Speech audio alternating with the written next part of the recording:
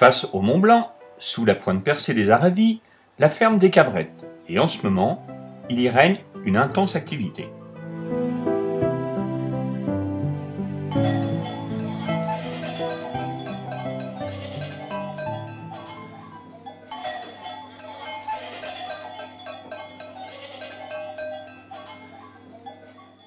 Les Cabrettes est une ferme traditionnelle caprine de montagne. En hiver, au-dessus de Salanches. En été, en alpage sur la commune du Reposoir. La GAEC des Cabrettes produit de la tome de chèvre, du chevrotin, du fromage de raclette et du sérac. Alors là, Dominique, tu vas les faire, non? Oui, donc celles-là, elles sont décalées sur la reproduction. Elles vont mettre bas fin janvier, mi-février.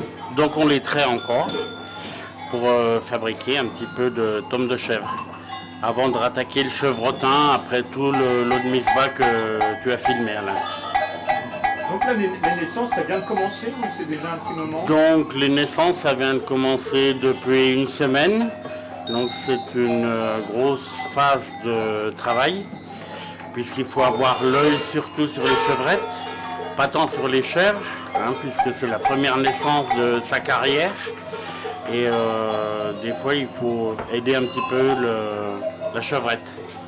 Voilà, et c'est une grosse part de travail parce qu'on est dans un cycle de reproduction saisonnière, donc tous les animaux vont faire leurs petits en l'espace de 3 semaines.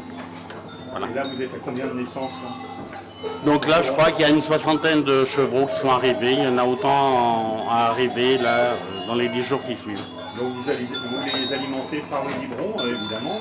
Donc on les alimente par le biberon les premiers jours parce qu'il est très important pour la carrière de l'animal d'avoir son quota de colostrum, qui est le premier lait riche en anticorps et qui va le faire démarrer dans la vie. Soit pour la boucherie, pour les mâles, soit pour les chevrettes qu'on va élever pour leur carrière.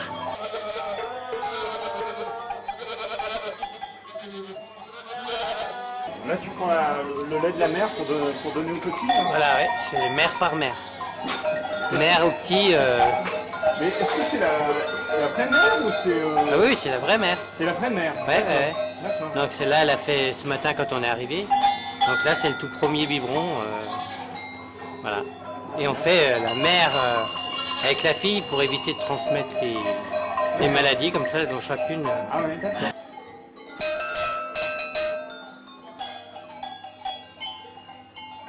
Denis, est-ce qu'il peut avoir des difficultés à la naissance? Ah ben ça arrive, il y a des fois ils sont mal tournés, je les retourne et voilà quoi. Mais des fois c'est pas évident, enfin bon, maintenant j'y arrive, après 30 ans d'expérience, c'est tout bon. C'est assez rare quand même. Oui, c'est rare. La gestation de la chèvre, Oui. c'est comme la brebis, c'est 5 mois, 150 jours. Avec 2 mois de tarissement avant la mise bas, c'est pour ça que nos femelles sont toutes échographiées. Quand on a un sommier d'aval en milieu d'alpage, pour connaître le stade de gestation, le nombre de chevreaux à venir, pour préparer la nurserie et préparer le tarissement aussi. Parce que le tarissement est obligatoire, c'est 60 jours minimum pour le repos de la mamelle de la future maman, son état corporel, et puis la croissance du ou des chevreaux qui sont à venir. D'accord. Voilà. Et là, c'est les boucs qui comment on dit, c'est les boucs qui ont bien travaillé. Oui. Il faut les préparer à la reproduction 4 mois avant. Vous avez 2 boucs, j'ai vu, non? Donc non, là il y a 7 boucs, donc il y a 3 adultes et 4 jeunes, sachant que le bouc au bout d'1 an il est mature. D'accord. Est-ce qu'il y a, comme chez les vaches, de l'insémination artificielle? Alors ça existe en caprin, l'insémination artificielle, mais c'est très aléatoire. Parce que justement on est sur des animaux qui sont en reproduction saisonnière, donc si on veut faire de l'insémination artificielle, il faut caler un lot qu'on aura sélectionné de femelles et puis les travailler aux hormones pour qu'elles arrivent en ovulation le même jour. Et je disais que c'est très aléatoire parce que la chèvre est très sensible aux conditions extérieures météorologiques. Hein, si tout de suite après l'insémination on a des orages, des pluies ou des fortes chaleurs, eh ben, l'insémination sera une réussite qu'à 50%. Les animaux vont revenir en reproduction, où c'est qu'elles seront saillies naturellement, mais nous on aura perdu notre dose d'IA.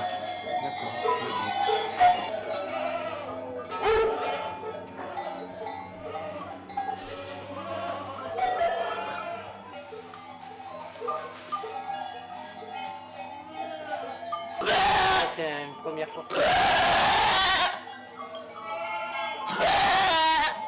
Allez.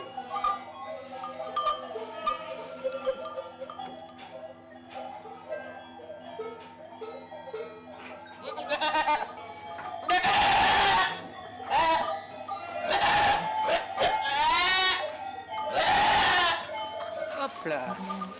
Allez. Oui, c'est ça. Hop. Voilà. Encore un de plus.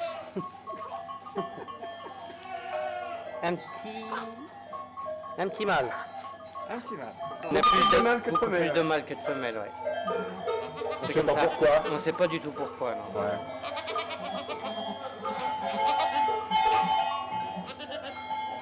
Bah, Africa, tu viens lui voler, hein. Tu viens lui voler, toi. Viens, Biquette. Viens. Vous leur donnez un nom à vos chats? Elles ont tout un nom, oui. Ah ouais, d'accord. Ouais, D'abord pour le service vétérinaire, tout ça. Pour le bah, le service la trace. vétérinaire, La trace. elles ont leur numéro, mais nous on leur donne un nom parce qu'on aime bien les appeler par un nom que par un numéro. Ah oui. Bah, c'est quand même mieux, quoi. C'est sympathique.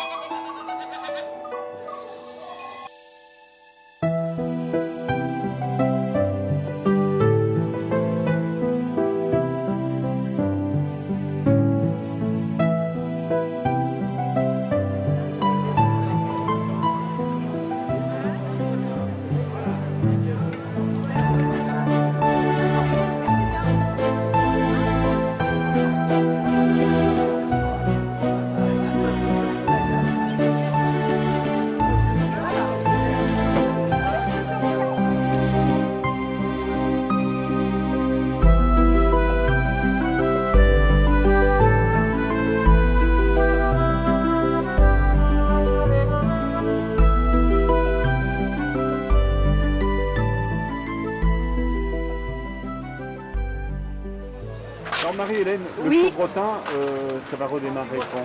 Alors, normalement, fin novembre, début décembre. Parce que bah, c'est 3 semaines d'affinage. Donc là, bah, comme tu as vu, c'est l'accouchement en ce moment, hein, la chèvrerie, là, des cabrettes. Et tant que, bah, au moins pendant 10 jours, on donne donc le lait de chacune des mamans à leurs petits. Et ensuite seulement, on va pouvoir refaire le chevrotin. Donc si on compte en gros pour les 3 semaines ensuite, et ben, fin novembre, ça devrait redémarrer. Voilà, ainsi que le sérac. Alors on va démarrer un tout petit peu avant parce que c'est pas un fromage affiné. Donc les gens vont pouvoir retrouver nos produits, ils sont contents de retrouver.